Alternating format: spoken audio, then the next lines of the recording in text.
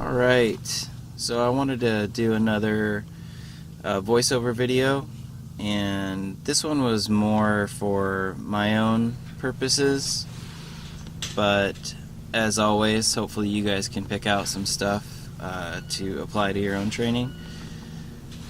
But first thing here is practicing on some static transitions. I think I have a total of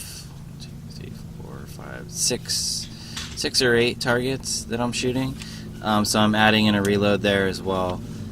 And this was kind of the warm-up to the rest of the rest of the session for me. Starting here static and then moving into something more dynamic, like a movement drill with some transitions in there as well. So here, what I'm looking for mostly is I want to see that the transitions, first of all, look nice and smooth, not too herky-jerky. I want to be leading the entire transition with my eyes, and the rest of the process should kind of take care of itself. You lead with your eyes, the gun follows. You know when to break shots based on what your sight picture is doing. And that's what I'm looking for in terms of consistency. So I want to see a flat gun. I want to see my eyeballs moving, the gun moving. Neither one of them should get too far out of sync of each other. I don't want to, dramatically move my head sideways and then have the gun follow, notably slower afterward. And then also the reload. As soon as I get that reload done, I want the gun to come up to the exact same spot that I left it in. So that takes a lot of practice. So I'm always working on that. I was happy with that, so I moved on to the movement portion here.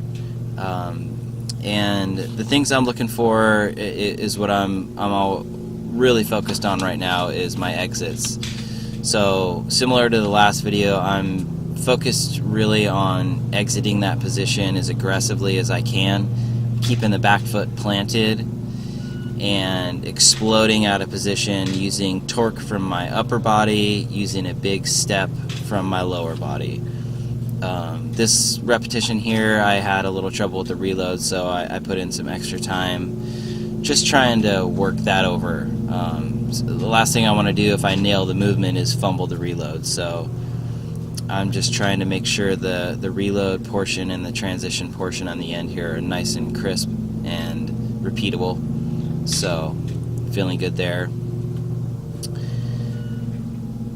So this next run is immediately after that, which I was really happy with. I remember this run specifically and feeling nice and quick on it.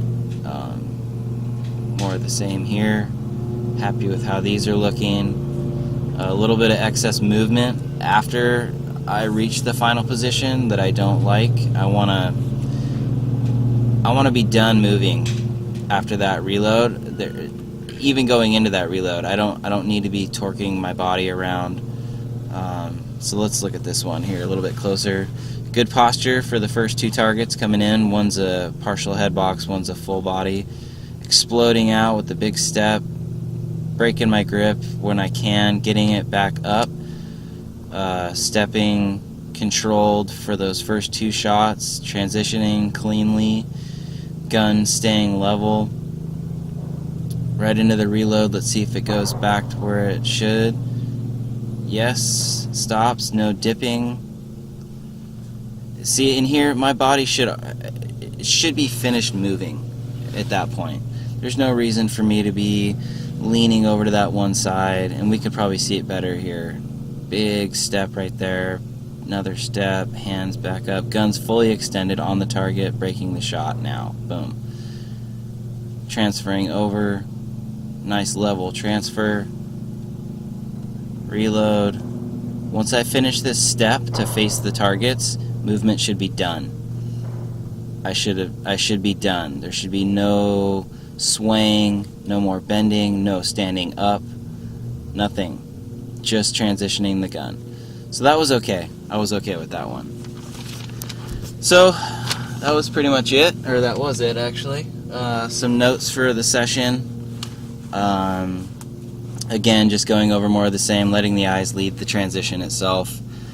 Staying loose, in other parts of the body other than your grip. It helps. It just helps with being reactive. Being loose promotes speed in general. Being tense and stiff and tight never really helps you move fluidly or quickly, so that helps. The deceleration portion coming into position, I need to work on that as well as what I was highlighting, the last part, staying planted with a good 50-50 weight distribution once I reach that final position, or the final shooting position rather, in any scenario or stage. So I'll work on that stuff, and hopefully I can post another video and compare the two, or we'll see if maybe I can, the next one I can do of live fire. So anyway, hope you guys enjoyed the video. Thanks for watching. Thanks. Take care, guys.